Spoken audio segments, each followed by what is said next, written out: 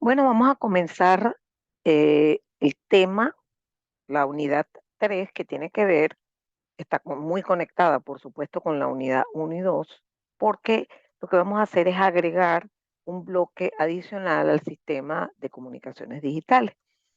Esta estrategia me ha funcionado bastante bien porque el estudiante hasta la última clase tiene una idea bastante completa de cómo se transmiten las señales, ¿verdad? Qué tipo de efectos eh, aplica el canal. Por ejemplo, en nuestro caso, el canal es un canal fijo, no es un canal móvil, entonces tiene el efecto de la atenuación, el filtraje y el ruido aditivo.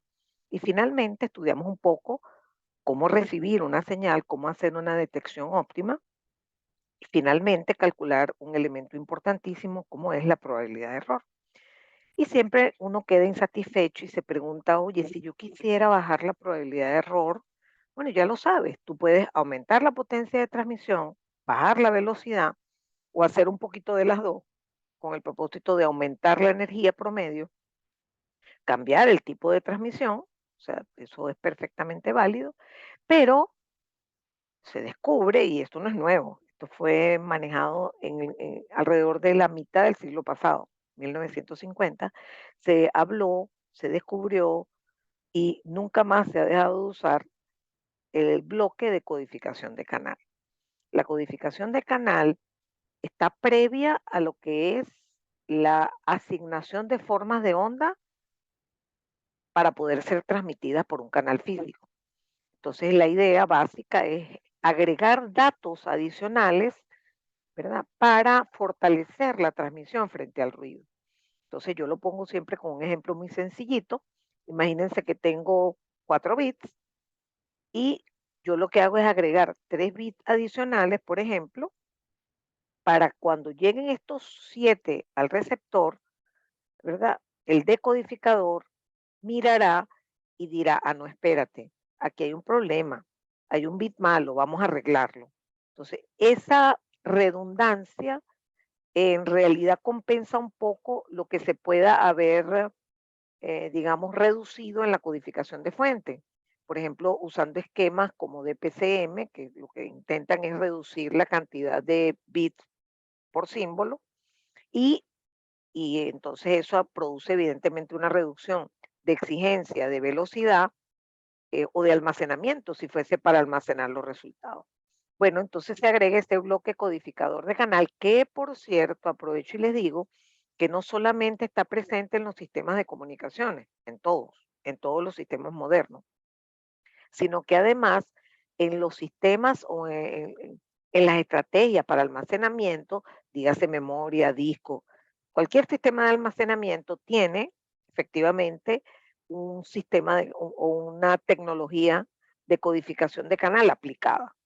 Entonces es algo que realmente es ineludible, ¿de acuerdo?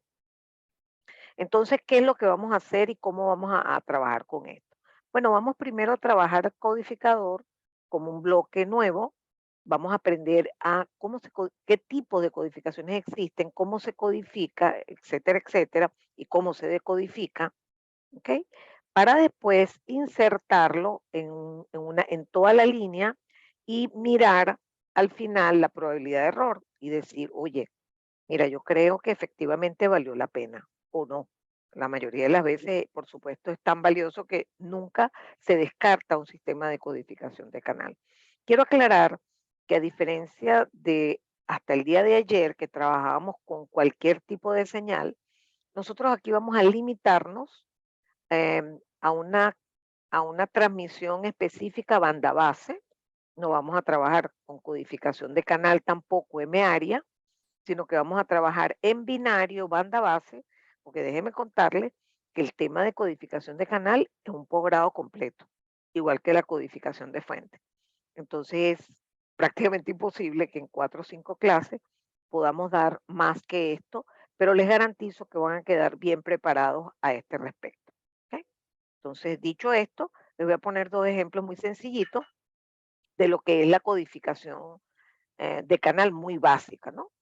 Imagínense que usted por cada cero, vamos a suponer que es binario, por cada cero usted lo manda 7 veces. y cuando viene un 1 manda 7 1. Eso es como redundar, ¿no? Entonces, en el receptor se van a recibir, por ejemplo, los 7 elementos y miran para ver, la mayoría son cero, entonces eso era un cero. La mayoría son uno, eso era un uno. Entonces, por supuesto que se está protegiendo la señal porque es como cuando uno envía información por varias vías. No, yo se lo voy a enviar por correo, pero también se lo voy a enviar por WhatsApp. Y evidentemente, si tienes un obstáculo, pues en el otro caso no lo tendría. O sea, tienes mucho más chance de que la situación, en este caso, los bits, lleguen de manera exitosa al usuario final. Este tipo de distribución la vamos a usar muchísimo en estos días, que tiene que ver con calcular, por ejemplo, cuántos elementos se pueden dañar y cuál sería su probabilidad. Supongan que una transmisión, la probabilidad de que se equivoque un bit es P. ¿Ok? Entonces, imagínense que usted envía bloquecitos de 3. Entonces, la pregunta es, por ejemplo, ¿cuál es la probabilidad de que hayan dos elementos de esos 3 dañados? Entonces, primero uno utiliza el combinatorio de 3 en 2, porque puede estar malo el primero el segundo el tercero, el primero el tercero. Entonces, se calculan las combinaciones y después se calcula la probabilidad de cada caso. Por ejemplo, como usted tiene 2 bits malos y uno bueno, y son independientes, las probabilidades se multiplican. Entonces, P por 1 menos P, quedando entonces P cuadrado. Y aquí en este caso sería P por P por P, porque estoy hablando de que de 3 bits se equivoquen los 3. Eso lo vamos a usar con mucha intensidad en los próximos días. Otro esquema sencillo que se emplea sobre todo para pedir retransmisión es lo que se llama la codificación por paridad. Puede ser paridad par o paridad impar. ¿A qué se refiere esto? Bueno, agregar un bit adicional, por ejemplo, tengo 7 bits y agrego uno adicional que, por ejemplo, digamos, ah, obliga a que la cantidad de unos presente en la palabra codificada sea un número par. Por ejemplo, aquí hay 4 unos, pero también existe la paridad impar y es lo mismo, solamente que por supuesto el transmisor y el receptor se tienen que poner de acuerdo, ¿no? Entonces, esto también es un esquema de codificación de canal, pero sumamente básico, ¿ok? Nosotros vamos a ver los que verdaderamente se usa, que son obviamente más complejos. Vamos a ver dos tipos de codificación de canal. El primero se llama ARQ, que es Automatic Repeat Request. En ese caso se detecta el error y entonces se pide retransmisión. Es decir, no se corrige en el receptor, sino que se pide, mira, aquí esto está malo, así que vuelve a transmitir. Y la otra transmisión es la transmisión FEC, que es sencillamente en el receptor se detectan y se corrigen algunos errores. Vamos a estudiar con mucha intensidad esto que es lo más usado e importante y dentro de esas técnicas FEC, ¿verdad? Que vienen de Forward Error Correction, también a veces se llaman con otra C, entonces Forward Error Correction Coding, que son las que no solamente detectan el error, sino que corrigen algunos errores. Oigan bien, algunos errores. ¿Ok? Entonces, allí existen dos grandes bloques, que son la codificación por bloque y la codificación convolucional. Nos vamos a trabajar ambos, pero con mucha intensidad este primero. Quiero adelantarle que en la vida real, en los sistemas de comunicaciones modernos, se mezclan y se usan los dos tipos de codificación. ¿Por qué? Porque la codificación por bloque es muy buena, pero muy pesada computacionalmente. La codificación convolucional es más light y también produce un poco menos de baja en la probabilidad de error, pero también es buena. Y lo más importante es que se descubrió, ya le estoy hablando del siglo pasado, una técnica de decodificación, ¿verdad? De lo más conveniente y fácil desde el punto de vista computacional. Esa la vamos a ver, pero repito, el tema rudo va a ser la codificación por bloque porque por la escasez de tiempo, en este esquema vamos a llegar a calcular todo. ¿Ok? Eh, ¿Cómo impacta la codificación por bloque la probabilidad? Vamos a hacer cálculos de probabilidad de error y en cambio aquí vamos a tener una revisión más limitada. Vamos a llegar a calcular el equivalente de min y hasta ahí, pero no vamos a tener tiempo porque es mucho más complejo explicarles cómo se calcula la probabilidad de error en un codificador convolucional.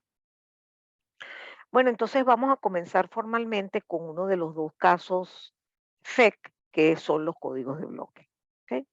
En los códigos de bloque, lo que se hace es que la ráfaga de datos que va ingresando al sistema se segmenta en bloquecitos, ¿verdad?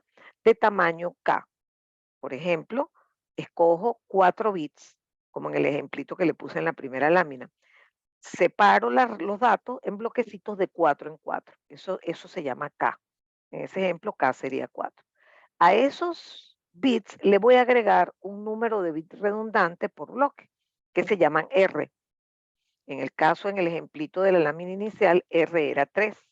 Teníamos un bloque de 4 bits, le agregamos 3 bits redundantes y, por supuesto, lo que va a ir al canal es la suma de los dos, K más R, que la llamamos N. ¿Ok? N es K más R.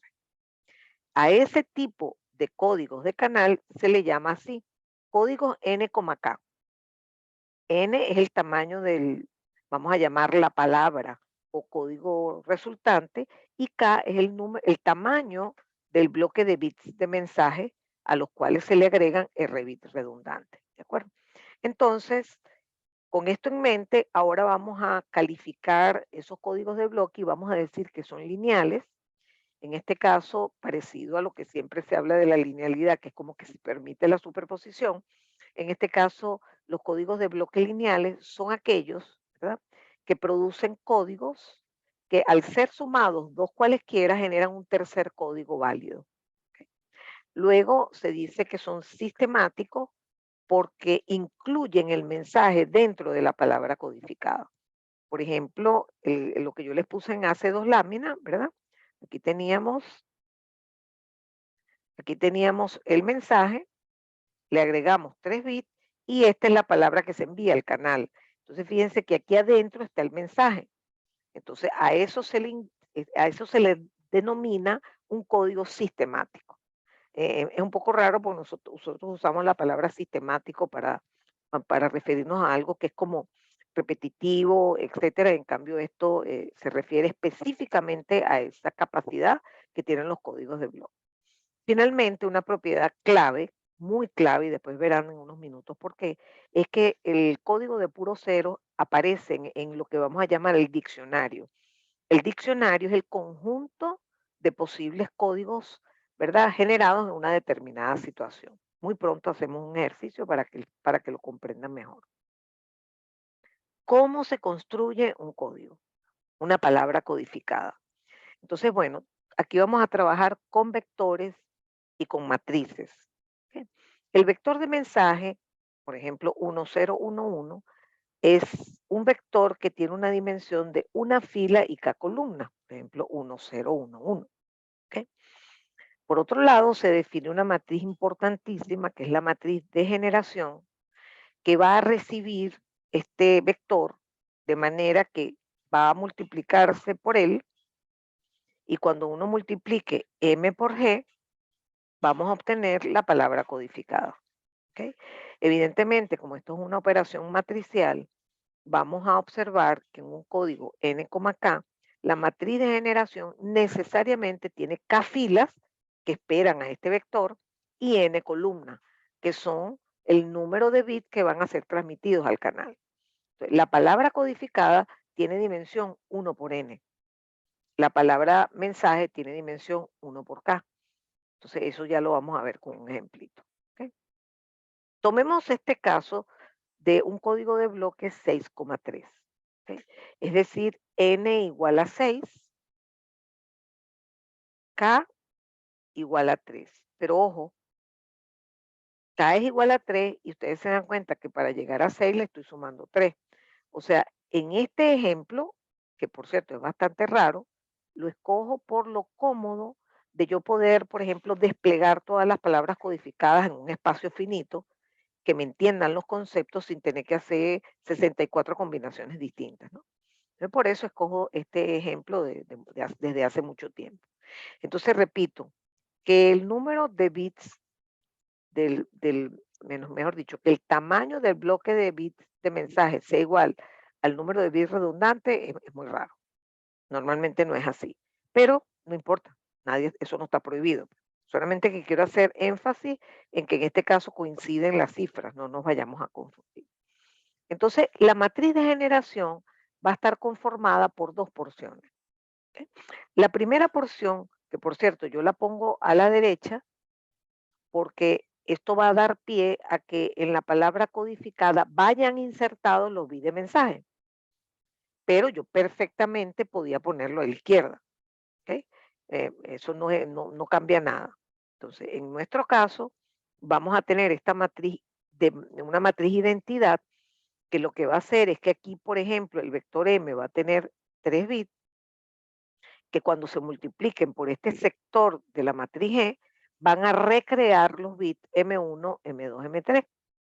En cambio, la zona a la izquierda la vamos a llamar el sector de paridad, porque es el que va a permitir, combinando los bits de mensaje, generar bits de paridad.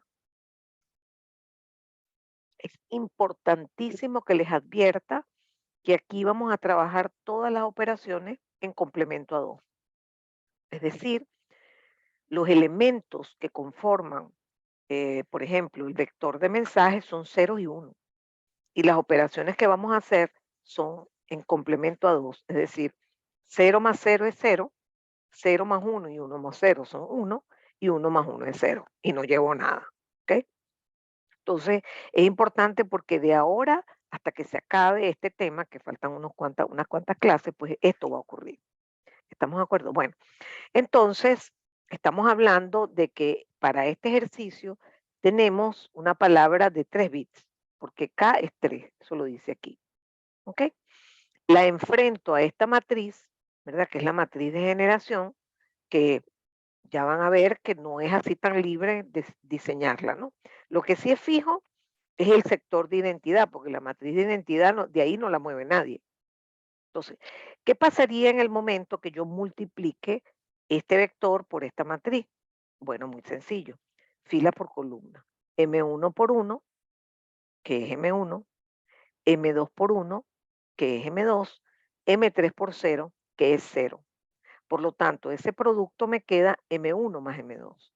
Es decir, el bit de paridad 1, o vamos a llamarlo P1, se construye sumando en complemento a 2 el bit M1 más el bit M2.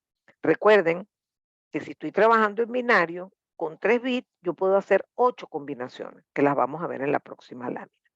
Veamos entonces ahora qué ocurre con, ya va, que no se me borra esto, qué ocurre cuando multiplique esto por la segunda columna. M1 por 0 más M2 por 1 más M3 por 1. ¿Eso queda? Ay, se me fue el marcador, ya va. Ok, ¿qué me da M2 más M3? Y si ahora multiplico por la tercera columna, M1 por 1 más M2 por 1 más M3 por 1. Y eso me da el tercer bit de paridad que va a estar constituido con la suma en complemento a 2 de los 3 bits. ¿Qué pasa cuando siga y multiplique por la cuarta columna? M1 por 1 más M2 por 0 más M3 por 0 me da M1. Y en definitiva, no lo voy a hacer todo, pero queda claro que este bloque de identidad lo que hace es permitir que los bits de mensaje vayan a la derecha de la palabra codificada. ¿Ok? Entonces, en este ejercicio particular, yo escribo cómo se conforman cada una de las palabras codificadas conociendo los bits de mensaje, que obviamente se conocen, digamos, M1, M2 y M3. Entonces aquí, para este ejemplo, los despliego completo. ¿Ok? Eso prácticamente nunca lo hacemos porque esto es un número bajísimo, sin embargo, tenemos que trabajar bastante. Entonces, imagínate si ponemos aquí un código 1511, o sea, una cosa muy difícil de usar para, sobre todo para enseñarles cómo trabajan los códigos y qué características tiene, cuáles son las propiedades que cumplen, etcétera, etcétera.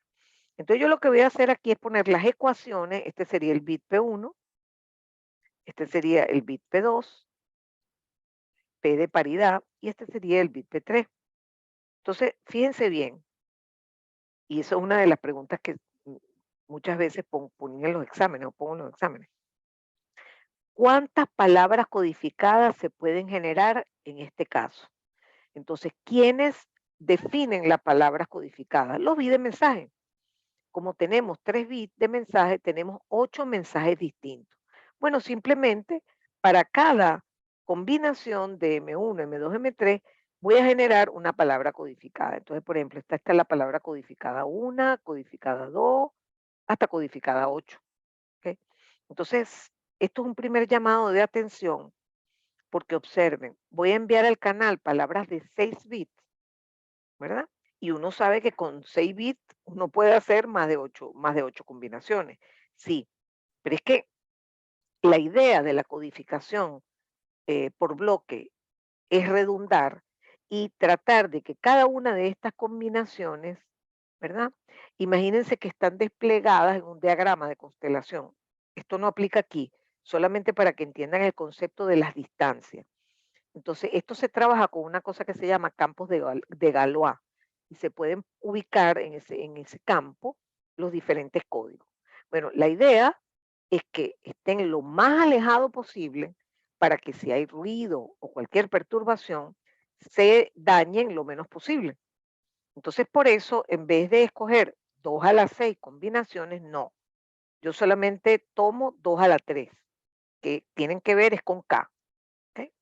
Y fíjense que aquí están todas las palabras codificadas posibles para este código. Ojo, ojo, si yo cambio la matriz de generación, por ejemplo, cambio esta zona, que es la que puedo cambiar, obviamente que las combinaciones van a ser otras. ¿Ok? Entonces, desde aquí voy a empezar a decirle, disculpen que me estoy tomando un tecito, desde aquí voy a empezar a decirle que la combinación entre los bits de mensaje no puede ser arbitraria. ¿Ok? Por ejemplo, cualquier persona, incluyéndome, pensaría que como los bits de mensaje tienen que estar inmersos en los bits de paridad para que si alguno se dañe, haya alguien que tenga información. Por ejemplo, imagínense que se dañó el bit M1. En el canal ese se echó a perder. Entonces, bueno, no importa, porque usted lo tiene metido aquí y aquí. Y de alguna forma usted por lo menos puede detectar que lo que llegó está malo. Y eventualmente descubrir que el bit M1 está malo y arreglarlo. ¿Ok? Entonces, lo primero que a mí se me ocurre, totalmente errada esa idea mía, es que, bueno, según lo que dice la profesora, yo no sé por qué hace esto y esto. Yo no. Yo hubiese agarrado y en los tres pongo M1 más M2 más M3. Y de verdad eso parece totalmente razonable. En unos minutos se van a dar cuenta que eso es un error terrible. Van a ver por qué. ¿Ok?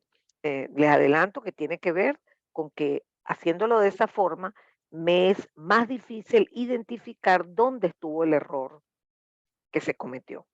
¿Ok? Entonces, sí vamos a encontrar formas óptimas de combinar M1, M2 y M3, pero eso no es así, digamos, tan fácil de ver en este momento de la clase. ¿Ok? Bueno, entonces, concluimos que primero vamos a generar 8 combinaciones porque son 3 bits de mensaje. Con esas 8 combinaciones, por cada combinación generamos una palabra codificada. Y en este caso vamos a tener 8 palabras codificadas que, por cierto, incluyen el vector o la palabra, nosotros lo llamamos el código, la palabra, el vector de puro cero. ¿Ok? Ese elemento es fundamental para próximas cosas que le voy a explicar. ¿De acuerdo? Entonces, vamos a empezar a conocer elementos que son importantes para detectar, por ejemplo, la capacidad de corrección que tiene un determinado código. Vamos a empezar definiendo lo que se llama el peso Hamming de una palabra codificada. Y es muy sencillo. Es simplemente, ¿verdad? Contar el número de unos que tiene la palabra. Por ejemplo, esta tiene 1, 2, 3 y 4. Entonces esta palabra tiene un peso Hamming igual a 4. Vean aquí tenemos variedad de pesos Hamming en cada una de estas palabras codificadas. Es diferente la distancia Hamming, y fíjense que esto lo vamos a tener de apellido cada ratico, porque fue una persona que consiguió una codificación muy eficiente de la cual hablaremos, por supuesto. Y estoy seguro que muchos de ustedes ya conocen de eso. Bueno, la distancia Hamming, el peso Hamming es de un código solo. La distancia Hamming es una relación entre dos palabras codificadas.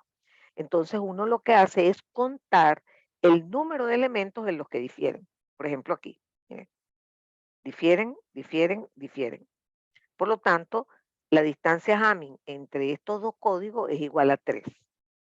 Vamos a ver, como dice aquí, que esta distancia va a estar relacionada con la capacidad que tiene el código de corregir, de detectar y corregir errores.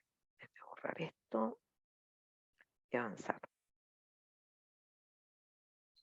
Fíjense bien, aunque aquí la constelación por ahora no existe, estamos hablando de palabras codificadas, yo me la imagino como unas pelotitas puestas así en un espacio. ¿Ok? Imaginemos, para hacerlo sencillo, que es como que si tuviéramos una sola base. Entonces, aquí hay una palabra codificada U, válida, y aquí una palabra codificada B. Por ejemplo, cualquiera de estas que están aquí. ¿Ok? Resulta que por culpa del canal puede ocurrir que la señal o el código recibido sea este, o puede ser este. Eso gracias al ruido, por ejemplo, o puede ser este. Entonces, si uno se da cuenta, podemos hacer lo mismo que hacíamos con la constelación y los umbrales de decisión. Usted se pone aquí, fíjense que aquí tenemos una distancia, vamos a calcular 1, 2, 3, 4 y 5, que va a estar relacionada con la distancia Hamming, pero que en principio, si usted recibe esto y usted sabe que el umbral está aquí, usted dice, ah, no, vale, tranquilo, ese era un U, una palabra U. Si recibe esta también, no, no, no, tranquilo, ese era U. Pero cuando reciba esta, usted va a decir, ah, mira, la palabra recibida es B y se comete un error, ¿no? Entonces, evidentemente, esa distancia entre posibles códigos es clave y me va a permitir calcular lo que se llama la capacidad de corrección de errores de un código de bloques en este caso. ¿Ok? Entonces, fíjense, vamos a otra vez a hablar de Deming, porque es como en una constelación, ¿se acuerdan que había muchas distancias y uno escogía la mínima? Bueno, aquí hacemos lo mismo, solamente que este de min, ya va que por aquí hay una pregunta. Hola Diego, buenos días. Los puntos que están sobre los ejes representarían palabras codificadas. Por ejemplo, U podría ser, déjame echarme para atrás, U podría ser esta palabra y B esta palabra, por ejemplo. O sea, ¿no? Entonces fíjense que, por ejemplo, si yo calculo la distancia Hamming entre fíjense, este y este, ¿ok? Igual, igual, distintos, llevo uno, distintos, llevo dos, distintos, llevo tres, distintos, llevo cuatro. Es decir, que si estos fueran los códigos, las peloticas sería dos, uno, dos, tres y cuatro, sería esta. Una pelotica sería esta, y perdón, déjame borrar. Una pelotica sería esta y la otra pelotica sería esta, y los estoy comparando. A eso me refiero. No sé si captas la idea. Por cierto, buenos días, Carlos y Diego. No sé si te quedó claro lo de qué representan. A ver, no, no. Es todo, me explico. Es graficar primero los posibles códigos transmitidos. Entonces, imagínate que me devuelvo. Cada una de estas palabras es una pelotica. Una aquí, una aquí, una aquí, una aquí. Están en el espacio. Ocho peloticas. ¿Ok? Pero después, producto del ruido, te va a regresar, te va a llegar esta. Entonces, yo lo que estoy haciendo es poner esto como en una línea recta para que ustedes me entiendan, porque estoy haciendo como una similitud con lo que hacíamos con la constelación. Pero aquí cada pelotica representa una combinación de bits. ¿De acuerdo? Muy bien. Entonces, Demin, Demin está asociado, perfecto. Demin está asociado a la distancia Hamming. ¿Ok?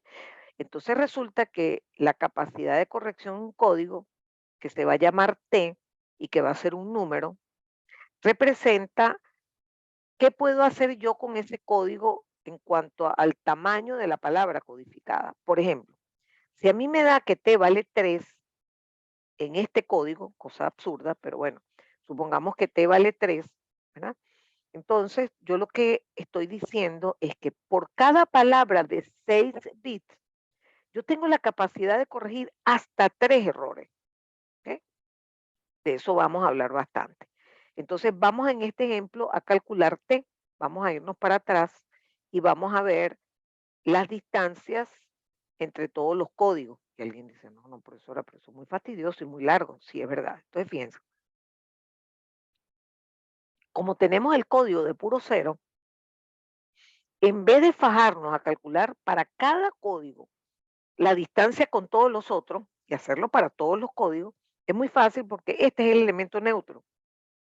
Entonces, lo que voy a hacer es calcular la distancia Hamming entre todos contra el cero, todos los códigos contra el código cero. ¿Ok? Y de allí voy a sacar, por supuesto, me voy a llegar a la conclusión de que en el fondo lo que estoy haciendo es calcular el peso Hamming. Me explico. Si yo comparo esto con esto, fíjense que me da cuántos elementos distintos hay. Hay uno, dos y tres. Entonces me da que la distancia Hamming es 3. Ah, no, no, pero ya va. Es que el peso Hamming de este vector también es 3. Sí, sí, sí, correcto. De hecho, esa es la maravilla de también tener el elemento nulo, que me ahorra el trabajo de tener que calcular las distancias de todos contra todos. No, no, no. Yo calculo todos contra el cero y hacer la comparación de un código contra el cero es simplemente ver su peso Hamming. Entonces ahora miren lo que hago. Yo agarro este código y le calculo el peso Hamming y me da 3. Vamos a ver este, me da 4. Bueno, así lo hacemos con todo y encontramos que el mínimo es 3. ¿De acuerdo? Entonces fíjense que es importante haber tomado en cuenta que tenemos el elemento nulo. Entonces, conclusión de min igual 3. Perfecto. Mi capacidad es 3 menos 1 entre 2, que sería 1, parte entera. Esto significa parte entera. Si me diera 2.2, tengo que poner 2. ¿Estamos de acuerdo? Entonces, en el ejercicio que venimos desarrollando, para que ustedes me entiendan mejor las cosas, estamos hablando de que la distancia mínima es de 3, 3 menos 1 es 2, 2 entre 2 es 1, parte entera de 1 es 1. Este código es capaz de corregir un error en 6 bits. Y aquí empieza la incomodidad, pues uno dice, oye, pero qué pichirre. O sea, un error nada más en 6 bits. Bueno, van a darse cuenta del trabajo que hizo Hamming en ese sentido y después les voy a poner unos ejemplos donde los voy a convencer. Veamos. Ahora bien, quedó en el aire cómo debe ser la matriz G, pero es que yo no les puedo definir parámetros objetivos de la matriz G sin decirles cómo se decodifica. ¿Ok? La idea es que llegue una palabra, supongamos que no hubo sucio, todo lindo y bello, y llega una palabra C al receptor. Entonces, alguien la va a estar esperando, así como en el generador, ahí la matriz G, en el receptor va a haber una matriz que en todas partes se le llama H traspuesta. ¿Ok? Bueno, un poquito largo explicar eso, pero así se le llama. ¿Ok? H traspuesta. Entonces, la idea es que en el receptor, cuando se multiplique matricialmente C por H traspuesto, si esa palabra está perfectamente sana, el resultado tiene que ser un vector de puros ceros. ¿Ok? A ese producto se le va a llamar el síndrome, porque muy rara vez, digamos, o mejor dicho, en muchas oportunidades puede ocurrir que la palabra recibida no sea C, sino que tenga un error. Entonces, este producto no va a dar cero y eso justo es lo que me va a dar una pista para saber dónde está el error. Muy bien. Entonces, estamos partiendo de que yo quiero que cuando una palabra válida, cualquiera, por ejemplo, en el ejemplo que estamos haciendo, cualquiera de las 6 la reciba HT, el resultado del producto tiene que dar un vector de ceros. ¿Ok?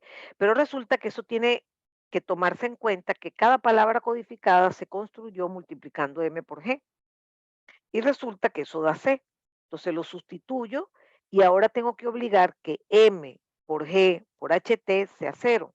Ah, pero ya va. Si eso tiene que cumplirse para cualquier mensaje, realmente lo que debo hacer cumplir es que g por ht sea igual a cero. Y eso me despeja cómo debe ser ht.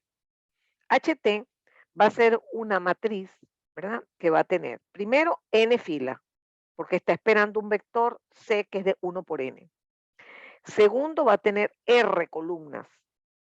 ¿Ok? Tercero, va a tener dos porciones. Una de identidad, que va a ser parecida a la del generador, pero no igual. Y una de paridad, que sí va a ser idéntica a la del generador. ¿Ok? Entonces, con esto en mente, tengo que trabajar para ver cómo tendría yo que diseñar esa matriz HT. ¿Ok? Entonces, vean un ejemplo ahora en el caso donde me llega una palabra recibida que está sucia. Ups. Nos vamos a dar cuenta que el vector de error lo podemos modelar como un vector del mismo tamaño, o sea, de 6 elementos en este caso, que va a tener unos en las posiciones que ensució el canal. ¿Por qué? Porque si yo a un elemento de C le sumo 1, lo cambio. Si ese vector era 0, aquí, 0 más 1 es 1, me lo cambió. Y si el vector de aquí era 1, si le sumo 1 me da 0, me lo cambió. Es decir, que el vector de error me puede modelar perfectamente dónde están ubicados los bits errados. ¿Ok? Resulta que cuando ya yo diseñé bien mi matriz HT, por lo tanto, si R puedo representarlo como C más error, cuando yo multiplique, aplico distributiva y C por HT va a dar 0. Es decir, que solo me va a quedar E por HT. Bueno, a eso se le va a llamar el síndrome. Por eso se pone con la letra S mayúscula. El síndrome siempre lo digo porque me entienden fácilmente. El síndrome es cuando usted va al médico y le dice como un síntoma, ay, mira, doctor, me duele la cabeza, tengo fiebre, y el médico con esos síntomas dice, ah, no, usted lo que tiene es bronquitis, ¿no? Bueno, aquí igualito. Aquí, cuando yo vea el síndrome, ah, no vale, el que está malo es el cuarto bit, ¿ok? Con ciertas limitaciones que vamos a ver a continuación. Entonces, aquí le voy a poner un ejemplo de cómo se construiría la matriz HT en este ejercicio. ¿Ok? En primer lugar, tengo que agarrar esto que está aquí y hacer copy y paste. Copy y paste. ¿De acuerdo? Entonces, fíjense que es la misma matriz, usted la pone aquí acomodadita. En cambio, aquí, solo en este caso es una peculiaridad que las matrices sean idénticas, pero en general no, porque esa matriz de identidad tiene que tener una dimensión de R por R. En este caso, K y R son iguales, entonces parecen iguales. Fíjense que las puse en color azul para que tomen en cuenta eso. Entonces, la matriz de paridad, perdón, la matriz de recepción HT tiene también una porción de paridad y una porción de identidad. Entonces, eso, si nosotros tuviéramos el tiempo, pudiéramos sentarnos a multiplicar esta matriz por esta y vieran que el resultado es 0, 0, 0. ¿Ok? Pues esa matriz está bien construida, ¿no? Está construida pensando justamente en que la porción de paridad se va a poner idéntica aquí y que aquí usted va a tener una matriz de identidad de dimensiones R por R. ¿De acuerdo? Entonces es importante porque ya tenemos en la mano, ¿verdad? Ese instrumento que es el que va a permitir discernir dónde eventualmente están los errores. ¿Ok? Entonces, primero tenemos que saber calcular la capacidad de corrección que tiene un determinado código y después tenemos que ver qué hacemos cuando enfrentamos la palabra recibida a la matriz HT. Oye, esa matriz HT les cuento que va a generar unas restricciones muy fuertes. O sea, usted no va a poder tener cualquier matriz HT. Ciertamente que la parte superior va a estar fija, pero esta no. Entonces, usted le voy a demostrar en un ratito, ¿verdad? Probablemente en la próxima sesión, que esto que está aquí no puede ser cualquier cosa que usted le dé la gana. No, tiene que satisfacer condiciones que de una vez se las voy a decir. Primero, ninguna fila puede ser nula. O sea, aquí no puede haber 0, 0, 0. Número uno. Número dos, todas las filas de la matriz HT tienen que ser diferentes. ¿Por qué? Porque eso es lo que me va a apuntar al error. Por ejemplo, el síndrome me da igual a la primera fila, yo digo, mira, el error está en en el primer bit, ¿oíste? En el primer bit de C. Me da en el último, mira, el error, el bit malo es el último, ¿oíste? Es decir, pero si dos filas fueran iguales, yo no puedo decir eso, porque, oye, ¿será la uno o la 4? Entonces, esas condiciones se las repito desde ahorita y se las voy a repetir N veces. Este código tiene una capacidad de corregir un error por cada 6 bits. Pero si usted mete la pata y, por ejemplo, pone aquí 111, estas dos filas son iguales, olvídese que ya no va a poder corregir un error. No va a poder corregir ninguno. ¿Ok? Entonces, repito, la matriz HT no salió de la manga, salió de la convención de que al multiplicar G por HT dé cero para yo saber que cuando me llegue un código válido, efectivamente ese código está bien. ¿De acuerdo? Entonces, bueno, vamos a parar porque ya me van a botar de aquí y de nuevo los saludo y voy a finalizar. Ah, no, bueno, déjame hacer la captura y después finalizar la sesión.